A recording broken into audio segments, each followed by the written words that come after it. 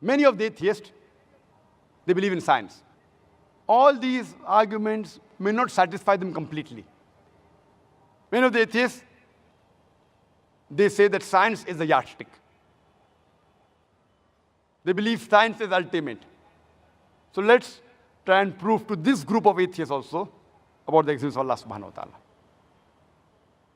So if I know that this atheist believes only in science, after congratulating him, I'll ask him a simple question.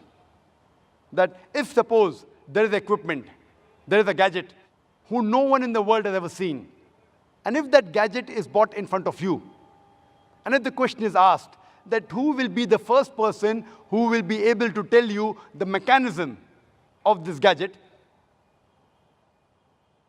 that atheist, he may say, after thinking for a while, the first person who will be able to tell you the mechanism of a gadget who no one in the world has ever seen, no one in the world knows about it, he will tell you that the creator of that gadget. Or he may say the maker of the gadget. He may say the inventor. He may say the producer.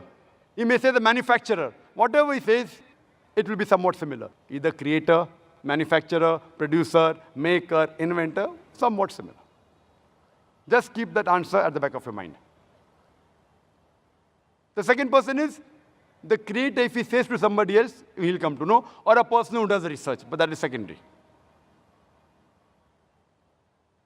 You ask this atheist that how did our universe come into existence? So he will tell you that our universe was initially one primary nebula. Then there was a secondary separation, a Big Bang, which gave rise to galaxies, stars, moon, sun, and the earth on which we live. This he calls as the Big Bang. You ask him, when did you come to know about this creation of the universe, about the Big Bang? He will tell you about 50 years back, 40 years back. So you tell him, this thing what you're mentioning about the Big Bang is already mentioned in the Qur'an 1400 years ago in Surah Anbiya, chapter number 21, verse number 30, where Allah says, Avalam yaral lazina kafaru. Do not the unbelievers see anna samawati wal arda kanat ratkan fasaknahuma, that the heaven and the earth were joined together and we clove them asunder. What you're talking about the Big Bang is already mentioned in the Quran 1400 years ago. Who could have mentioned this in the Quran? So he will tell, maybe it's a fluke. Somebody wrote it. No problem. Don't argue with him. Ask him the next question. What is the shape of the earth? So he will tell you, previously the human beings thought that the world was flat.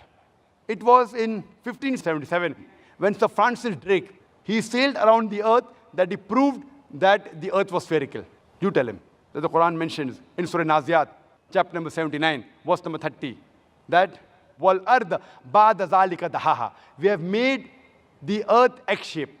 The Arabic word dahaha, one of its meaning is an expanse, and the earth is an expanse. The other meaning is derived from the Arabic word duya, which means an egg. And we know today that the earth is not completely round like a ball. It is flattened from the pole and bulging from the center. It is geospherical in shape. It is somewhat similar to the egg. And the Arabic word duya does not refer to a normal egg. It specifically refers to the egg of an ostrich. And if you analyze the shape of the egg of an ostrich, it is geospherical in shape. Imagine, the Quran mentions that the earth is geospherical 1400 years ago. Who could have mentioned that? So he will tell you, your Prophet Muhammad, peace be upon him, was an intelligent man. Don't argue. Continue. The light of the moon, is it its own light or reflected light? So the atheist will tell you, previously we thought that the light of the moon was its own light. But today we know that the light of the moon is not its own light, it's a reflected light. When did you come to know? He will tell you, we came to know yesterday, 50 years back, 100 years back, 200 years back. Quran mentions 1400 years ago in Surah Furqan, chapter number 25, verse number 61. That blessed is he who has placed the constellations in the sky, and therein sun, Shams, having its own light, and moon having borrowed light. The Arabic word for sun is Shams. Its light is always described as Siraj or Wahaj, meaning a torch or a blazing lamp. And the moon in Arabic is called as Qamar. Its light is always described as Munir or Nur. Munir means borrowed light, and Nur means a reflection of light. And nowhere is the moonlight described as Wahaj or Siraj. It's always described as Noor or Munir. Borrowed light or reflection of light. Who could have mentioned this in the Quran 14 years ago? Now there'll be a pause. Don't wait for the reply. Continue.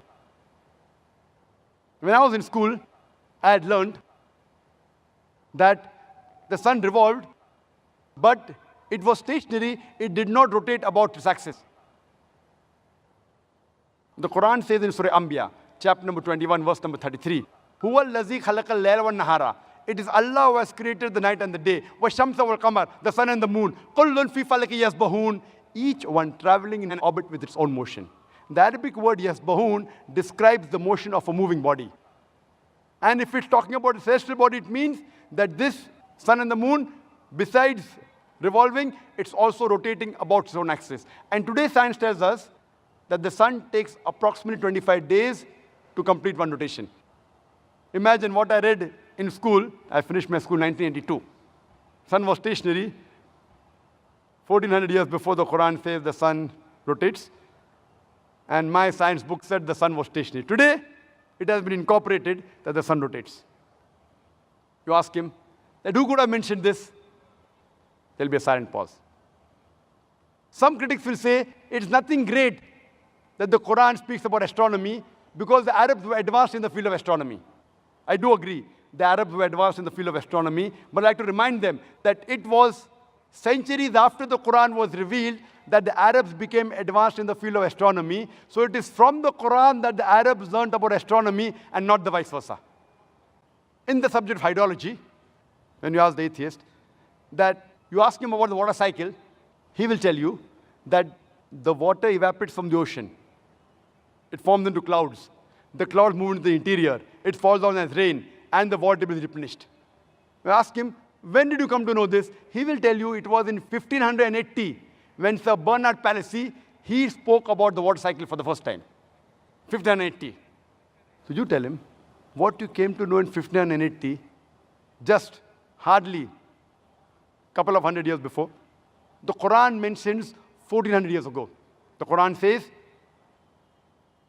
the water evaporates from the ocean, formed into the clouds. The clouds move and join. They move into the interior, and they fall down as rain, and the water will be replenished. The water cycle is spoken in the Quran in great detail in several places. It's mentioned in Surah Zumur, chapter 39, verse number 21. In Surah Rum, chapter number 30, verse number 24. In Surah Hijr, chapter number 15, verse number 22. In Surah Mu'minun, chapter number 23, verse number 18. In Surah Rum, chapter number 30, verse number 48. In Surah Nur, chapter number 24, verse number 43. It's mentioned in Surah Naba, chapter number 78, verse number 12 to 14.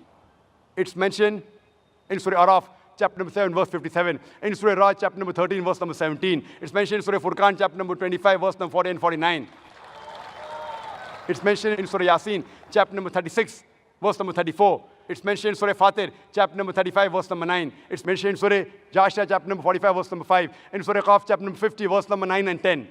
It's mentioned in Surah Waqia, chapter number 56, verse number 67 to 70. It's mentioned in Surah Tariq, chapter number 86, verse number 11. I can go on and go on and go on, quoting only the verses in the Quran which speak about the water cycle only. The Quran speaks about the water cycle in great detail. Who could have mentioned this in the Quran 14 years ago? No reply? Don't worry, continue. The Quran speaks about geology. The geologists say that the radius of the earth is 3,750 miles. The deeper layers are hot and fluid. The upper layer is a thin crust, hardly 1 to 20 miles in thickness. And there are high possibilities it will shake. It is due to the folding phenomena which gives rise to mountain ranges which prevents the earth from shaking. Allah mentioned this in the Quran. It's mentioned in the Quran. In Surah Naba, chapter number 78, verse number 7 as well as 8, Allah says, Wal Jibal Autada. We have made the earth as an expanse and the mountains as pegs, which science has agreed today. A similar message is mentioned in Surah Anbiya, chapter 21, verse number 31, that we have placed on the earth mountains standing firm, lest it would shake with you. In the field of oceanology, previously we knew that there was two types of water, salt and sweet, but the Quran says in Surah Furqan, chapter 25, verse number 53, that It is He who has let free two bodies of flowing water. One sweet and palatable, the other salty and bitter. Though they meet, they do not mix. There is a barrier which is forbidden to be trespassed. We knew that there were two types of water, but what does the Quran mean there is a barrier which is forbidden to be trespassed? Today we know that whenever one type of water flows into the other type of water, it loses its constituents and gets homogenized into the water it flows. This homogenizing area is called as a barrier, a barzakh in the Quran. Quran mentioned this 14 years ago. Quran mentioned about biology. It's mentioned in Surah Anbiya, chapter number 21, verse number 30. وَجَعَلْنَا مِنَ الْمَاءِ كُلَّ شَيْءٍ أَفَلَا يُؤْمِنُونَ. We have created every living thing from water. Will you not then believe? Who could have believed in the deserts of Arabia that everything is made from water? Today science tells us that every living thing is made from water.